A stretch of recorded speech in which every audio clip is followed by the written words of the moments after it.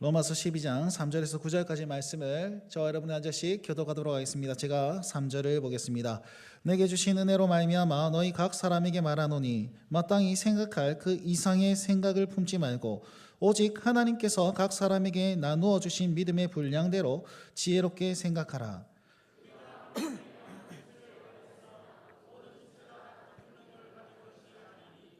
이와 같이 우리 많은 사람이 그리스도 안에서 한 몸이 되어 서로 지체가 되었느니라.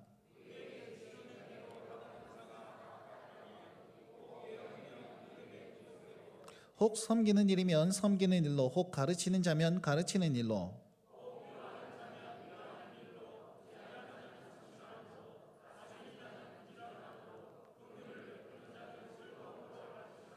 함께 읽겠습니다. 사랑에는 거짓이 없나니 악을 미워하고 선에 속하라. 아멘. 우리 주일 이 예배 가운데 나오신 우리 온 성도님들, 교회 여러분들 주의 이름으로 사랑하고 축복합니다. 먼저 우리 하나님께 영광의 박수 올려드립시다. 우리 예배를 받으신 주님 영광을 받으시고 놀랍게 역사하시고 우리에게 임재하여 주옵소서. 아멘. 우리 하나님의 영광이 될 때 우리에게 한없는 기쁨으로 역사될 줄 믿습니다. 여러분, 예수님을 제대로 믿으면 어떤 현상이 일어나는지 아십니까? 많은 일이 일어납니다. 예수님을 믿으면 많은 일이 일어나는데 그 중에서도 우리 개인적으로 예수님을 만나면 어떤 일이 일어나면 내 자신을 바로 보는 시선이 생깁니다. 우리 마음이 예수님으로 말미암아서 다 명확하게 내가 이런 존재였구나라는 것을 확신하게 되는데요. 첫 번째, 우리 자신을 어떻게 보게 되냐면 하나님의 상속자요, 하나님의 자녀로서 진짜 복받은 주의 백성이구나, 이걸 깨닫게 되는 겁니다. 여러분 믿으십니까?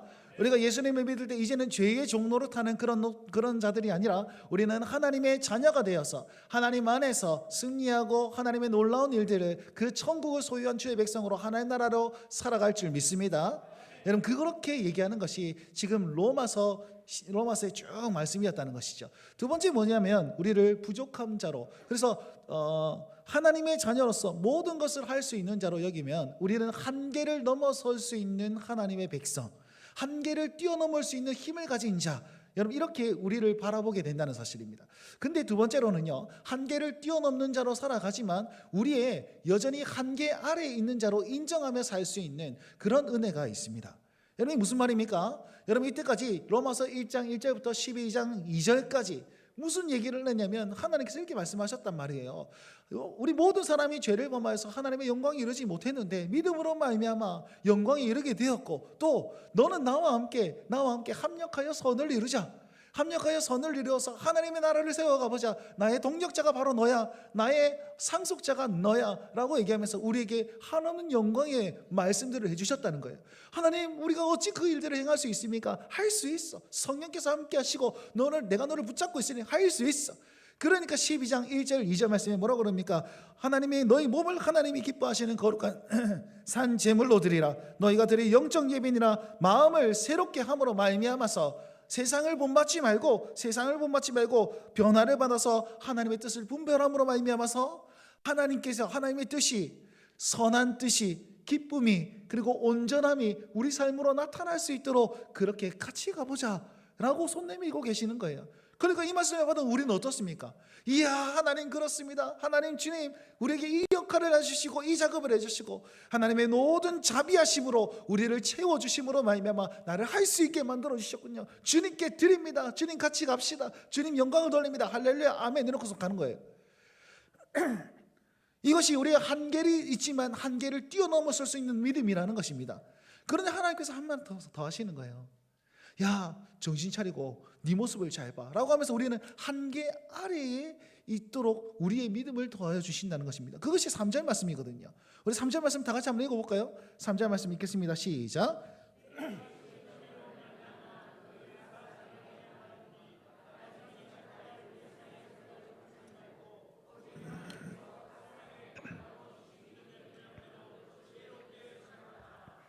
아멘. 말씀이 이렇게 말씀한 마땅히 생각할 그 이상을 생각을 품지 말고 오직 하나님께서 각 사람에게 나누어 주신 믿음의 분량대로 지혜롭게 생각하라. 이 말이 무슨 말입니까? 쓸데없이 생각하지 말고 네 수준에 맞춰서 그래 살아라 이렇게 얘기하는 겁니다.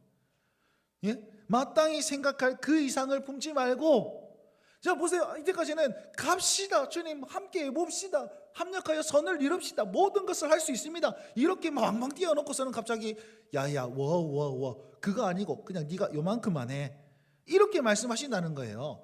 여러분 있잖아요, 우리가 살면서요 진짜 놀라운 일을 행합시다, 뭐 어떻게 합시다 저떻게 합시다, 으아 사기 충전해서 막 일어납니다. 이거는 어떻게 보면 쉬워요.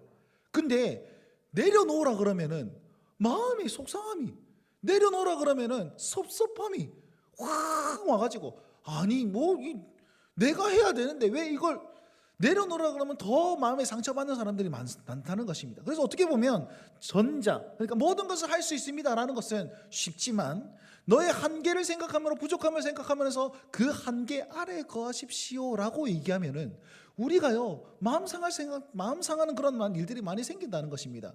그런데 오늘 이 본문 말씀 이 두 가지를 전부 다 같이 얘기하는 거예요. 여러분 제가 아는 목사님이 이런 얘기를 한 적이 있습니다. 그 목사님의 아버지도 목사님이신데 이제 은퇴가 다 가까워요. 은퇴가 가까이 와가지고 이제 70대 가까이 은퇴를 가까이 하려고 하는데 아들에게 이렇게 얘기한 거예요. 야 내가 이제 목회생을 쭉 해왔는데 이제 다시 하라면 진짜 잘할 수 있을 것 같다. 갑자기 이런 마음 주시는 거예요. 다시 하라면 잘할 수 있을 것 같다. 그러니까 이 아들 목사님이 아버지 됐습니다. 됐습니다. 그만하시면 됐습니다. 라고 이게 잠재시켰다는 거예요. 죄송합니다. 여러분 이 보세요. 우리 모세를 하나님께서 언제 부르셨습니까? 나이 80에 불렀다는 거예요. 80에. 그럼 80살 되었을 때 경로우대증 받고 15년 뒤에 불러셨단 말이죠. 그러면서 120세까지 주구장창 잘 상하셨습니다. 그럼 보세요. 하나님께서 똑같이 하려면 70대 돼서 은퇴돼서 하나님 내가 다시 한번 해보겠습니다. 그래 잘 생각했다. 오냐 가라. 이래 말씀해 주시 정상 아닙니까? 근데 갑자기 아들을 통해서 됐습니다. 아닙니다. 그거 아닙니다. 이유가 뭘까요? 실력이 부족해서, 영성이 부족해서, 경험이 부족해서입니까? 아니요. 여러분 이 모두가 하나님의 뜻 안에 있는 것입니다. 여러분 이게 진짜 중요한 것인데요. 우리가요 정말 열심을 다해 나아가다 보면 이게 내 욕심이 될 수도 있고 이게 나의 만족이 될 수 있습니다. 그래서 열심보다도 중요한 것은 하나님의 영광인 줄 믿으시기 바랍니다. 그래서 어떻게 보면요 우리가 잠시 내려놓고 우리의 한계를 딱 측정해가지고 이것 안에 있을 때에 오히려 하나님께서는 놀라운 일들을 행하는 경향들이 많다는 것이죠. 그래서요 우리가요 열심과 내려놓음 모두 다 은혜 안에 있어야지 그것이 가능한 것입니다. 제가 이런 하나님의 원리들을 언제 많이 경험했냐면요 찬양팀을 하면서 진짜 많이 경험을 했습니다. 여러분 저는 있잖아요 찬양 인도를 19년 했습니다. 제 멤버 한 명이 형님 20년 딱 채우고 천국연금 받으시죠 이렇게 있는데 1년을 못 채웠네. 이 천국연금이 날라가겠네요. 19년 하고 찬양 인도를 지금 안 하고 있는데 이 처음 시작할 때 저희 처음부터 찬양 인도를 딱 시작한 게 아닙니다. 제가요 예수님 그리스도를 만나고 나서 진짜 하나님 안에서 진짜 찬양팀을 하고 싶었어요. 찬양팀을 하고 싶었는데 그때 당시 저희 교회에 제가 학생 때였는데 학생이 누구냐면 저 한 명, 친구 한 명, 선생님 한 명 끝. 찬양팀 되겠습니까? 우리 다 같이 뛰면서 찬양합시다. 그러면 두세 명이서 막 뛰면 웃기잖아요. 이렇게 기타 한 대로 막 이렇게 시작하고 그때 기타를 칠 줄 몰라가지고 C코드 하나 잡고 계속 치면서 그렇게 찬양을 했었단 말이에요. 그러니까 이게 안 되는 거죠. 근데 하나님께서 저 나름대로 열심히 연습을 했습니다. 연구를 하고요. 찬양팀 세미나는 온갖 데로 다 갔습니다. 기타 배워보려고 엄청나게 노력을 했고 음악을 알려고 열심히 공부를 했고 열심히 준비를 했습니다. 근데 하나님께서 안 세우시는 거예요. 몇 년간 안 세우고 7년간 안 세우셨습니다. 그 7년 동안 내 마음속에 어떤 마음이 있었냐면 어떤 성교단체에 들어가가지고 저렇게 같이 하고 있는데 나는 찬양 인도가 하고 싶은 게 아니고 찬양팀이 하고 싶었습니다. 근데 안 세워주는 거예요. 근데 쟤는 갑자기 세워줘. 와 속에서 막 썩어 문드러지는 거야. 와 돌덩이 하나가 더 있는 거예요. 왜냐하면 내가 전마보다 기타 잘 치고 내가 전마보다 노래도 잘하는데 왜 나는 아닙니까? 너무 속상했습니다. 여러분 그거 압니까? 수련회 준비한다고 했잖아요. 찬양팀이 합숙을 하는데 나는 찬양팀 멤버가 아니에요. 근데 거기 찾아가가지고 저 뒤에서 계속 구경하고 있는 거예요. 지방령처럼. 그럼 서로 민망하잖아요. 제가 그 역할을 했다 아닙니까? 그 아이 대문자 아이인데 그거 하기 힘든단 말이에요. 근데 너무나도 사모했단 말이에요. 내가 세워달라고 간 게 아니고 시위하러 간 게 아니고 배워보려고 갔어요. 어떻게 노래하는 거지? 어떻게 연주하는 거지? 어떻게 인도하는 거지? 그렇게 열심히 했습니다. 하나님 7년 뒤에 하나님께서 찬양 인도자로 세워주셨는데요. 여러분 19년 동안 여러분 일렉 기타가 굉장히 귀합니다. 일렉 연주하는 사람이 굉장히 귀합니다. 우리 희찬 형제가 실력이 장난 아니거든요. 엄청납니다. 네, 지금 여기서 실력이 요만큼밖에 발휘 못해가지고 좀 속상한데 저런 친구들이 찾기가 귀합니다. 그 귀한 일렉 기타가 제가 19년 동안 찬양하는 기간 동안에 한 명도 빠지지 않고 이놈이 가면 저놈이 오고 저놈이 가면 이놈이 오고 이렇게 하면 다 채워주시더라고요. 그러면서 멤버들을 다 채워주셔서 하나님께서 계속적으로 사용하시는데 어마무시하게 사용을 했다는 것 아닙니까? 여러분 그때 제가 뭘 느꼈냐면 이런 걸 느꼈어요. 물론 그 실력이 천차만별이고 이런데 그 친구들이 희생과 그 헌신이 진짜 대단했거든요. 한 친구는 자기가 군대 가면 이 빵꾸 나니까 이 자리가 빵꾸 나니까 군대를 2년 동안 미뤘습니다. 요즘 그런 사람이 어디 있습니까? 그리고 한 친구는 싱어를 하자고 싱어 하자고 불렀는데 PPT 할 사람이 없네. 네 가서 PPT 좀 해. 그러니까 내가 앞에서 이거 하고 싶지 뒤에서 이거 하고 싶겠습니까? 근데 그걸 감수하면서 뒤에서 헌신하는 친구들도 많았고요. 저의 인생 가운데 그런 친구들이 수두룩백백했다는 것입니다. 그렇다고 제가 잘해준 줄 압니까? 저 성격이 지랄 맞았습니다. 지금은 굉장히 온유하고 인자한 어떤 그런 느낌으로 여러분이 보고 계시지 않습니까? 제가 교계의 소문이 어떻게 났냐면요. 기베 북교에 담임 목사님 계신데 그렇게 인자하시다더라. 부교역자들 사이에. 우리 공고를 한번 냈더니 한번 생각하면서 어떤 사람에게 그거 맞느냐 물어보는 거예요. 그래 이 친구가 나한테 와가지고 목사님 그렇게 소문이 났던데요. 알려주시더라고요. 인자한 것 같습니까? 성질 더럽습니다. 그래가지고 막 혼내기도 하고 욕하기도 하고 뭐라기도 하고 제가 한 번은 청년의 사역을 할 때 광고 시간에 되게 몰아한 적이 있거든요. 아주 그냥 쌍욕을 하면서 막 탈탈 털었는데 어떤 친구가 어떤 청년 한 명이 자기는 설교를 녹음하는 그런 어떤 습관이 있어가지고 그 욕한 것까지 다 녹음했네. 다 녹음해가지고 그때 이제 애들이 다 음주문화 때문에 조금 이제 좀 그랬어요. 그래가지고 이제 의도적으로 혼을 냈는데 아주 수위를 넘게 혼을 냈죠. 그러니까 그 친구가 내가 정신 좀 차려야 되겠다. 정신 차려야겠다. 그러면 그거 한번 돌려 듣는답니다. 야이씨 샹샹샹샹샹 이러면서 정신 차려야지. 여러분 혼나고 싶으시면 목욕실로 찾아주면 제가 한번 말아드리도록 하겠습니다. 이렇게. 자 아무튼 그렇게 성질 더럽게 했는데 그렇다고 해서 제가 이거 다 잘하는 줄 압니까? 건반 도래도래 하고 바이엘도 한 번도 안 해봤습니다. 드럼을 하면 제가 이렇게 박치거든요. 노래는 잘합니까? 노래는요 전문가가 들으면 야매 노래를 이래 하라 저래 하라 요래 하라 이랬었는데요 참 부끄러워요. 부끄러워. 전문가가 들으면은 가지고 네가 뭐 하는 것인가 그렇게 들을 경향이 많습니다. 그러면서 제가 혼도 내기도 하고 와이드하게 하기도 하고 그럼에도 불구하고 그 친구들이 나에게 탈짝 달라붙어 가지고 같이 해줬으니까 제가 여기 있는 거예요. 이게 느껴지기 시작하는 거예요. 찬양팀을 했더니 내가 저거 다 잘해보세요. 그러면 내가 다 잘한다? 내가 다 해볼게? 혼자 할 수 있습니까? 이상주 집사님 막 이렇게 하는데 드럼 안 맞춰주면 어떻게 됩니까? 아주 그냥 민망할걸요. 할렐루야 이런데 악기 아무도 안 쳐. 그러면 얼마나 뻘쭘하고 부끄럽겠습니까? 그죠? 뒤에서 싱어들이 같이 이렇게 왔다 갔다 해주니까 이게 가능한 거 아닙니까? 힘을 탁 받아서 같이 나가. 우리가 같이 있을 때에 이 시너지 효과가 있고 같이 있을 때에 하나님의 영광이 배가 되는 것이지 나 혼자 잘나서 되는 것이 아닙니다. 제가 그걸 찬양팀을 하면서 느꼈습니다. 나는 자격이 안 되고 나는 실력도 안 되고 나는 다 야매 두성인데 저 친구들은 나를 믿어주고 나와 함께하고 내 인생 가운데 함께해 주었으니까 내가 이만큼 빛날 수 있었구나. 이걸 다 경험하게 되는 거예요. 여러분 하나님의 나라의 원리가 이거예요. 하나님은 슈퍼맨 한 사람을 딱 세워가지고 이 친구로 말미암아 모든 일들을 행하고 그러지 않습니다. 하나님은요 한 사람을 통해서 일하시는 건 확실합니다. 근데 한 사람을 통해서 교회를 세우심으로 말미암아 그 교회를 통해 일하시는 거예요. 믿으시기 바랍니다. 하나님께서는 바울을 세우셨습니다. 바울 혼자서 하게 만드시지 않았습니다. 바울을 통해서 지역마다 교회를 세우시고 그 교회를 통해서 주의 나라, 주의 영광, 하나님의 뜻을 이루신 것이지 그 바울 한 사람 그럼 죽어보면 어째 됩니까? 끝나는 겁니까? 아니라는 것이에요. 오늘 이 말씀이 여기 다 있습니다. 그런데 있잖아요. 우리가 이 하나님의 역사, 하나님의 섭리, 이 하나님의 일하심을 알지 못하면 어떻게 되는지 아세요? 내가 드러나게 돼요. 나를 빛내려고 애쓰는 거예요. 나를 빛내려고. 나는 이 찬양 인도자이기 때문에 쟤네들이 나를 빛나게 해줄 것이야. 너는 나를 반짝반짝하게 만들어야 돼. 이러면 타락하게 되어 있습니다. 망하게 되어 있습니다. 근데 저 친구들이 그래서 저는 누누이 말씀하시면 그 찬양 굉장히 좋아한다 그랬습니다. 찬양이 언제나 넘치면, 그죠? 은혜로 얼굴이 환히 성령의 충만한 모습을 서로가 느낀다. 성령의 충만한 모습을 누가 느낀다고요? 서로가 느낀대요.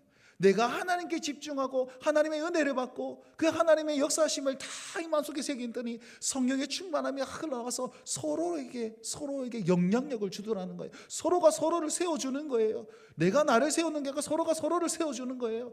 여러분, 그것이 하나님의 나라지요. 그것이 교회입니다.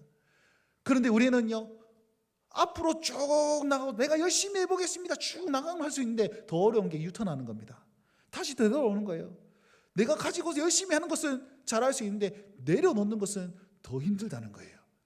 그런데 은혜 아래에 있을 때, 하나님의 역사 아래에 있을 때에 이것이 가능하다라는 것입니다.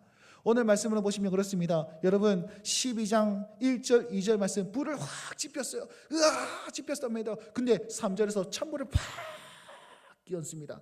아까 읽었는데요. 그러면서 불구하고 사도 바울이 뭐라고 얘기하냐면, 너희가 찬물을 딱 끼얹고 네가 다 하는 것 아니야, 같이 가야 돼 라고 얘기하면서 제일 처음에 뭘 얘기하면 이렇게 얘기하고 있습니다. 내게 주신 은혜로 말미암아, 이렇게 얘기하고 있습니다. 은혜를 딱 강조하는 겁니다.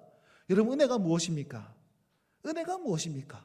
오늘 말씀 딱 보시면요, 1절 말씀에 하나님의 모든 자비하심으로 권하노니 이랬단 말이죠. 여러분, 제가 자비하심을 계속 말씀드렸지만 이 자비하심이 무엇입니까? 하나님의 놀라운 구원의 계획, 놀라운 구원의 계획, 우리를 살리시는 하나님, 역사하시는 하나님, 우리를 아버지 세우시는 하나님, 존귀케 여기시는 그 하나님, 우리를 특별한 존재로 만드시는 그 하나님의 역사, 하나님의 행하시는 일을 가리켜서 하나님의 자비하심이라고 얘기했습니다. 그럼 하나님께서 그 자비하심을 쫙 역사를 한단 말이죠. 그런데 그 자비하심이 나에게 딱 적용이 될 때는 우리는 뭐라고 그럽니까? 은혜입니다 라고 얘기하는 거예요. 하나님의 놀라운 역사가 나에게 딱 적용이 될 때 이거를 와, 하나님의 역사입니다 이렇게 얘기 안 합니다. 그렇죠? 그것이 딱 적용이 될 때 우리는 이것이 하나님의 은혜입니다 이렇게 얘기한다는 거예요. 여러분, 사도 바울이 지금 그 은혜로 말미암아서 말하고 있는 겁니다. 내게 주신 은혜로 말미암아 너희 각 사람에게 말하노니, 이 은혜를 받은 자가 말합니다. 그럼 사도 바울이 어떤 은혜를 받았습니까? 여러분, 사도 바울은 금수저 중에 금수저였습니다. 로마인으로 태어나가지고 유대인 중에 유대인, 바리새인 중에 바리새인, 가말리엘 출신의 학력도 뛰어났어요. 신문도 뛰어났어요. 잘 살았겠죠. 열심은요, 아주 그냥 열심히 특심이었습니다. 예루살렘에 딱 기독교인들을 다 때려잡고 어디까지 나가면 다메섹, 지금으로 따지면 외국입니다. 외국까지 출장 나가가지고 밖에 있던 사람이 그 사람이라는 것이에요. 열심히 때려잡았습니다. 수장인 어떤 스데반 집사님을 때려잡을 때 잘했어 그렇게 하는 거지. 오케이, 잘했어. 이렇게 했던 사람이 살인자 중에 살인자가 그 사람이었다는 거죠. 그런데 다메섹 도상에서 예수님을 만났습니다. 부활하신 예수님을 만나가지고 예수님 말씀하시죠. 사울아 사울아 와 때리노, 왜 나를 박해하느냐, 왜 때리노, 이렇게 얘기했다는 것이죠. 그러니까 그 예수님을 만나가서 인생이 변하기 시작합니다. 예전에는 박해자였는데 이제는 사도로서 하나님의 복음을 전하는 그 그릇으로 사용돼요. 이 얼마나 놀라운 은혜입니까? 바울이 그 은혜를 딱 가지고 와서 이렇게 얘기하는 거예요. 여러분, 내게 주신 은혜로 말미암아 여러분들의 말합니다. 두 가지 예고가 있어요. 내게 주신 은혜, 이 사도됨으로 여러분들 말하니까 말 잘 들어주세요. 그 다음에 두 번째는 하나님께서 주신 은혜로 말미암아 여러분께 은혜를 전합니다. 내게 주신 그 은혜로 말미암아 여러분들도 은혜에 누리시길 간절히 바랍니다. 이 메시지가 여기 딱 있는 거예요. 여러분, 은혜는 누가 전파할 수 있는지 압니까? 받은 사람이, 맛있는 걸 맛본 사람이 가게를 자랑할 수 있는 것 같이 여러분, 은혜를 경험한 사람이 은혜를 전파할 수 있는 거예요. 지금 사도 바울이 그 얘기를 하고 있는 겁니다. 사랑하는 성도 여러분, 은혜를 받으십시오. 은혜를 받아가지고 그 은혜를 누리십시오. 은혜를 전파하십시오. 그렇게 지금 얘기하고 있는 것이죠. 여러분, 내가 특별한 존재로 한계를 넘을 수 있는 이유 무엇입니까? 은혜를 받을 때 가능하다는 것이고, 내가 한계 아래서 나의 것을 내려놓을 수 있는 그 이유, 은혜 아래 있을 때 가능하다는 것입니다. 그러니 이렇게 얘기합니다. 내게 주신 은혜로 말미암아 여러분 각 사람에게 말씀드립니다. 여러분은 존귀한 자입니다. 그럼에도 불구하고 할 수 있는 생각, 그 넘어서를 생각하지 마시고 믿음의 분량대로 지혜롭게 생각하셔서 내가 어디에 머물러야 될지 살펴보십시오. 살펴보십시오. 나는 내가 잘할 수 있을 거고 내가 다 할 수 있을 것 같은데 그거 잠시 내려놓고 여기에 머물러 주십시오. 이 얘기를 부탁하고 있는 겁니다. 사랑하는 성도 여러분, 우리는 은혜 안에 있을 때에 내가 내려놓는 것도 가능하고 내가 쥐는 것도 가능하고 나아가는 것도 가능하고 유턴도 가능하다는 겁니다. 그러니 여러분, 은혜를 사모하실 수 있길 주의 이름으로 축원드립니다. 우리가 주의 은혜를 사모할 때에 우리가 그 은혜로 말미암아서 협력하여 나아갈 때에 하나님의 놀라운 뜻이, 그 선한 뜻이, 기쁨이, 그 온전함이 우리로 말미암아 드러나게 될 것이라는 것입니다. 자, 그렇다면 은혜 받은 사람들은요, 우리의 존재와 한계를 경험한다고 말씀드렸습니다. 그러면 이 3절 말씀은 어떤 이야기입니까? 우리가 은혜를 선물로 다 이 선물, 이 은혜를 믿음으로 다 받는 거예요. 믿음으로 받을 때에 3절의 말씀, 이 말씀은요, 겸손하라, 교만하지 말아라 라는 의미가 포함돼요. 얘들아, 조금 가만히 있어 볼래? 내가 상고로서 지금 설교가 있잖아. 계속 끊긴다. 호주쌤 중간에 앉으세요. 내가 안 보려고 하는데 계속 막 팔이 날아다니시. 미안하다. 와줘서 고맙다. 아니, 내가 웬만하면 괜찮은데 내가 이런 말 안 하는데 땡큐, 은혜 받아라.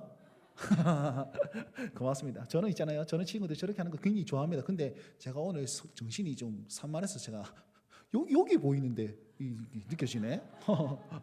자, 여러분 보십시오. 그 믿음은요, 선물, 그 은혜는 선물로 여길 때에 우리가 놓을 수 있는 거예요. 내 것이라고 여기면 절대 못 놓습니다. 그런데 이것이 선물입니다 라고 했을 때 이게 가능하다는 것입니다. 하나님 말씀하십니다. 뭐라고 하냐면 너희가 선물로 다 받았지 않냐. 선물로 받았는데 그 선물이 나에게만 주어진 게 아니고 우리 모두에게 주어졌어. 그러니까 이 모두에게 주어진 걸 가지고 우리가 한 몸으로 나아가야 돼. 그 한 몸이 되는데 그 몸에는 많은 지체들이 있고 그 지체들에는 많은 기능들이 있잖아. 교회도 마찬가지야 라고 하면서 우리가 예수 그리스도로 말미암아 한 몸이 되었고, 그리고 그 안에는 많은 지체가 있는데 그 지체들이 다 다양한 기능들을 하고 있습니다 라고 우리에게 알려주는 겁니다. 6절 말씀을 다 같이 한번 읽어볼까요? 6절 말씀. 자, 5절 말씀에도 보시면 우리 많은 사람이 그리스도 안에서 한 몸이 되어 서로 지체가 되었느니라. 6절 말씀 다 같이 읽읍시다. 시작. 우리에게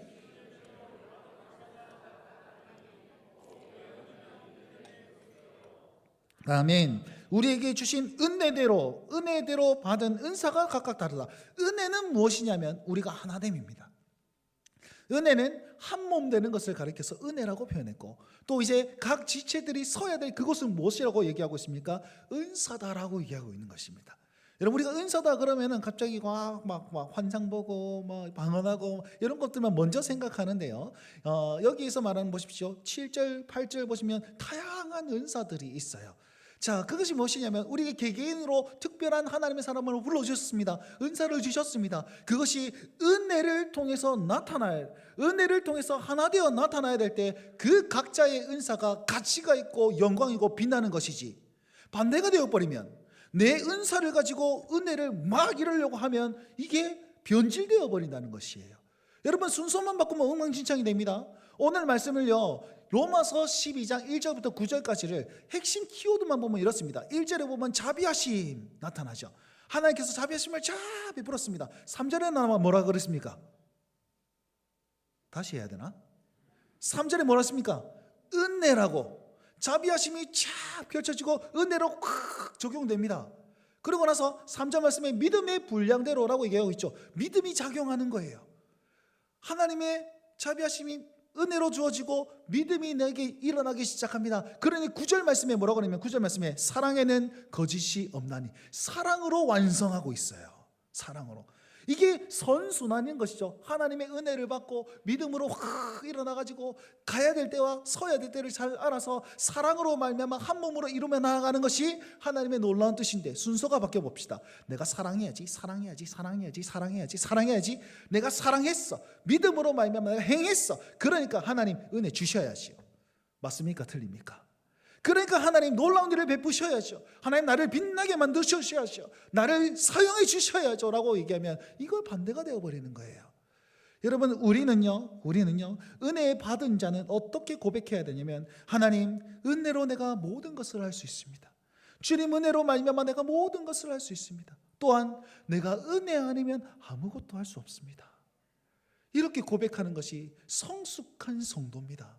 성숙한 신자, 예수님을 제대로 만난 사람입니다. 내가 모든 것을 할 수 있습니다. 은혜로. 하나님, 내가 은혜 없으면 아무것도 할 수 없습니다 라고 말하면서 나의 한계를 조정하면서 그 안에 머무르는 것, 여러분, 그것이 성숙한 신자들이 행할 은혜라는 것입니다. 행동이라는 것입니다. 사랑하는 성도 여러분, 이 은혜를 꼭 깨닫고 이 은혜 아래 머무르시길 바랍니다.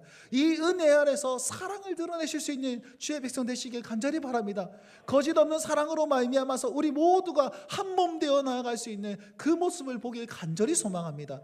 자, 그렇다면 우리에게 어떤 은혜를 주셨고 어떤 은사들을 주셨습니까? 여러분, 7절, 8절은 그 은사들의 종류에 대해서 쫙 얘기하고 있는데 제가 이것을 집중해서 말씀드리진 않을 겁니다. 그러나 이 은사가 무엇인지 얘기를 해놓고서 같이 이제 나는 이런 은사를 받았구나, 나는 이렇게 해야 되겠구나라는 사실을 마음속에 좀 새겼으면 좋겠는데요. 제일 먼저 예언이면 믿음의 분수대로 이렇게 얘기하고 있습니다.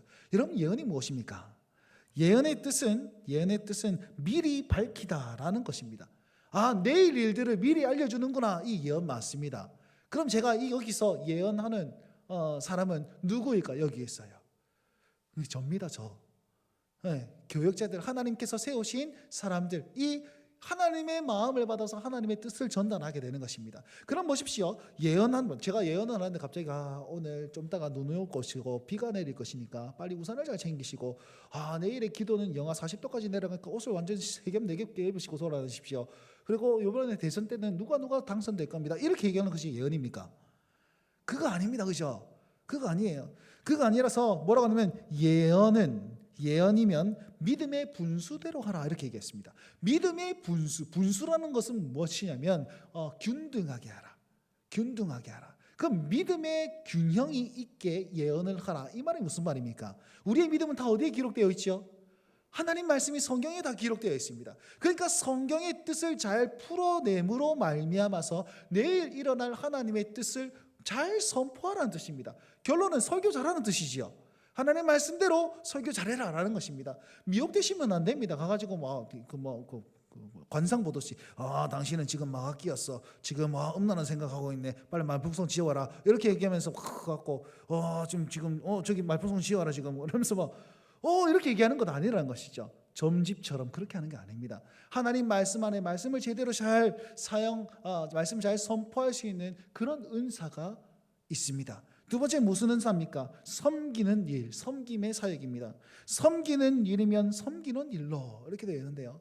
자, 여러분, 세상은요 섬김을 받으라고 합니까? 섬기라고 합니까? 그렇죠. 섬기는 받는 자리에 끝까지 올라갔고 네가 떵떵거리면서 살아야지, 이렇게 얘기한다는 것이죠. 그런데 오늘 이 말씀은요, 섬기는 일이 하나님 주시는 은혜이고 은사이다라고 얘기하고 있습니다. 여러분, 이게 얼마나 이러냐입니까? 세상의 반대말을 얘기하고 있는 것이죠. 그래서 섬기는 일이 하나님께서 얼마나 기뻐하시는 일인 줄 꼭 기억하실 수 있길 바랍니다.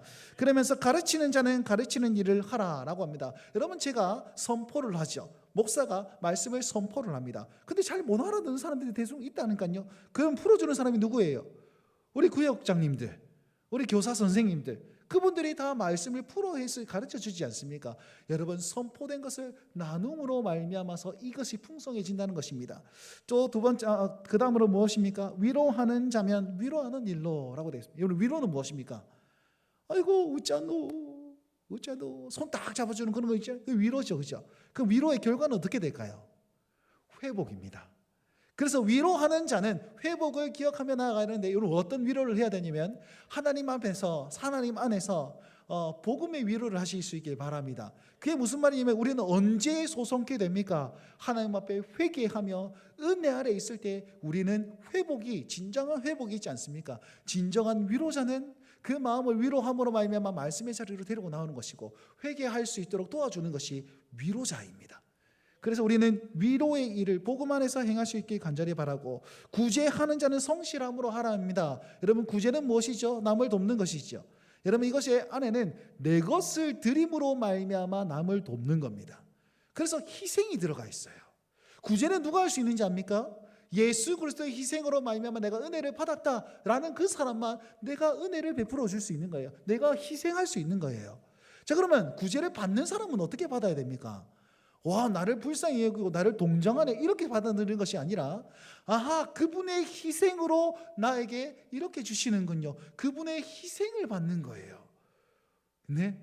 이해되십니까? 그러니 감사함으로 받고, 그 감사함으로 받음으로 말미암아서 예수 그리스도의 희생을 깨닫고 드러내게 된다라는 것입니다.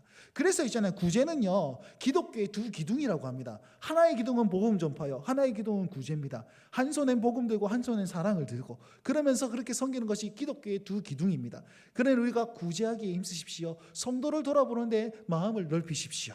그것이 우리가 해야 될 일입니다. 그리고 다스리는 자가 있습니다. 지도하는 자죠. 지도자죠. 그들은 부지런함, 성실함으로 해야 됩니다. 자기를 다스리는 것에 있어서 성실함으로, 그 다음에 사람들을, 이웃들을 잘 돌아봄으로 말미암아서 누가 지금 아파하고 있고 누가 힘들어하고 있지, 누가 돌봐야 될 사람들을 잘 보살피는 것이 지도자의 역할입니다. 마지막으로 긍휼을 베푸는 자는 즐거움으로 할 것이다 이렇게 얘기하는데, 긍휼은 내장을 쥐어짜는 듯한 어떤 고통을 얘기하는 거예요.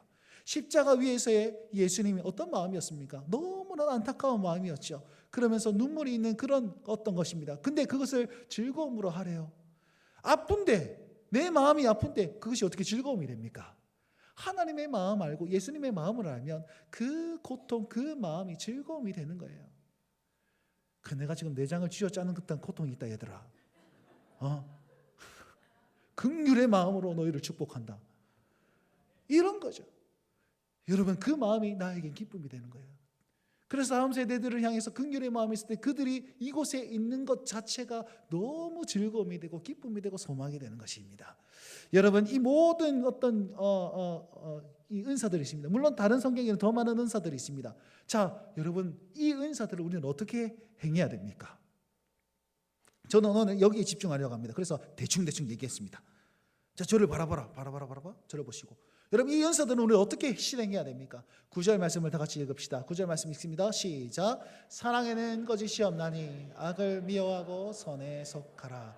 아멘. 사랑이 있어야지 이 은사들이 빛나게 된다는 것입니다. 사랑이 있어야지 이 은사들이 하나님 안에 영광이 되는 거예요. 반대가 되면 어떻게 된다고요? 내가 이 은사를 받았어. 내가 섬겼으니까 니도 나를 섬겨야지. 아니면 내가 섬김의 자리에 올라야지. 지도자의 은사를 받아서 내가 지도자의 자리로 섬김을 받아야지. 이런 생각 나오면 이게 난리 부르스다는 거예요.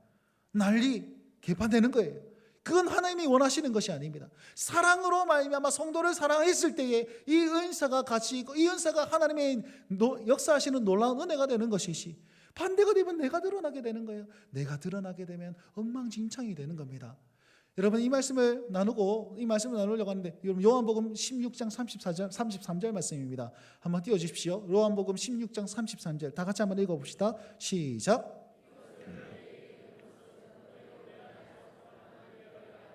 세상에서는 너희가 환난을 당하나 담대하라. 내가 세상을 이겼노라. 아멘. 예수님께서 말씀하시는 거예요. 예수님께서 이제 고난받고 십자가를 지러 갈 것이다 라는 사실을 제자들에게 딱 얘기하면서, 내가 이것을 얘기하는 것은 너에게 평안을 있게 하는 것이고 내가 나아가는 길은 세상을 이기는 길이다, 이 얘기를 딱 하고 있는데요. 여러분, 가만 보시면 오늘 이 본문 말씀에 세상이라는 단어가 두 가지가 나옵니다. 근데 이게 살짝 바꿔버리면 어떻게 될까요? 내가 세상을 이겼노라가 아니고 내가 세상에서 이겼노라가 되면 어떻게 됩니까? 의미 차이가. 예수님께서 세상에서 이기는 것은 어떤 것입니까? 그 당시 로마 황제가 그 왕으로 다스리는 그거 목을 따삐고 자기가 황제가 되면 세상에서 이기는 겁니다. 세상에서 잘 되는 것이죠. 세상에서 떵떵거리고 사는 것이 이기는 것입니다. 세상에서 잘 풀리는 것이 어떻게 보면 세상에서 잘됨, 세상에서 이기는 것이 될 것입니다. 근데 예수님 말씀하십니다. 세상에서 이겼다 그럽니까? 아니요, 세상을 이겼다고 얘기하는 것이죠. 여러분, 우리가 이거 차이를 진짜 잘 봐야 되는 거예요. 세상을 본받지 말고, 이 세대를 본받지 말고 세상을 이기면서 나아가야 되는데, 이 세대의 방식으로 세상에서 이기려고 하면 우리는요 잘 될 수 있겠죠. 우리는요 높은 위치에 자리에 할 수도 있을 것입니다. 떵떵거리며 살 수도 있을 것입니다. 지도자의 명예를 가지고 수 있을 것입니다. 성공한 사람이라고 칭찬받고 내가 빛날 수 있을 것입니다. 그런데 그 모든 방법들이 하나님의 방법이 아닌데 세상을 이겼습니까? 아니요. 세상에게 패한 것이 되는 겁니다. 제가 우리 신방하고 나가다가 우리 안진성 강사님 이런 얘기했습니다. 가가지고 목사님, 제가 예전에 운전을 하는데 차를 이렇게 가는데 반대편 차가 왔어요. 그거 안 빼준다고. 그래갖고 차 빼라고 그러면서 소리를 질렀답니다. 그러면서 그 차가 쭉 빼가지고 쭉 나가는데 그 차주가 여기 일방통행입니다. 지가 거꾸로 가놓고선 소리 내서 막 얘기한 거예요. 그 제가 옆에서 아이고 그 아저씨가 이겼네 이렇게 얘기한 거예요. 여러분, 우리가요 일방통행으로 지가 잘못 가고 있으면서 목소리 크면 이긴다, 목소리 크면 이긴다, 세상의 방식이죠. 세상의 방식이고 그냥 겉모습만 보면 네가 차 뺐고 내가 나갔으니까 내가 잘한 거 아니냐, 어허 세상에서 이겼다 알았는데 세상을 이긴 것입니까? 하나님 원하는 방식입니까? 법에 위배되는 방식인데 아니죠. 그죠? 우리는요 내가 드러나고 내가 빛나는 방식은 세상에서 이기는 방식입니다. 그러나 하나님 말씀, 예수님 말씀하시는 거예요. 나는 세상에서는 환난을 당하나 너희는 세상에서는 환난을 당할지 모르나 세상을 이길 수는 있다. 세상을 이길 수는 있다. 어떻게 할 때요? 은혜를 받을 때, 그 은혜를 가지고 그 은혜 안에 머물 때에 하나님 안에서 내가 모든 것을 할 수 있습니다라고 달려나가는 것이 아니라 잠시 내려놓고 상황을 보면서 같이 나아갑시다라고 손 내밀면서 우리 한 몸으로 나아갈 때에 내가 사랑으로 그 은사를 겸손하게 베풀었을 때에 우리는 세상을 이길 것이다라고 얘기하고 있는 것입니다. 사랑하는 성도 여러분, 이번 한 주 동안 살아가는 동안에 여러분 세상을 이길 수 있는 주의 백성 되시길 간절히 바랍니다. 이 세대를 본받지 말고 내가 할 수 있으나 내가 참 겸손하게 내가 낮아짐으로 말미암아 내게 주신 은사를 그대로 베풀면서 우리 서로를 세우며 나아갈 때에 우리는요 세상에서는 환난을 당할 수 있고 세상에서는 이렇게 막 조금 연약할 수도 있지만 하나님 보시기에는 세상을 이긴 자로 살 수 있을 것입니다. 우리 오늘 이 말씀을 우리 마음속에 새기며 주여 내가 세상을 이길 수 있도록 겸손케 하옵소서, 은혜를 주시옵소서, 사랑하게 하여 주옵소서, 내 은사를 온전히 드릴 수 있도록 하나님 이 마음에 은혜를 베풀어 주옵소서. 그런 마음으로 나아가실 수 있는 우리 온 성도들 되시길 주의 이름으로 축원드립니다.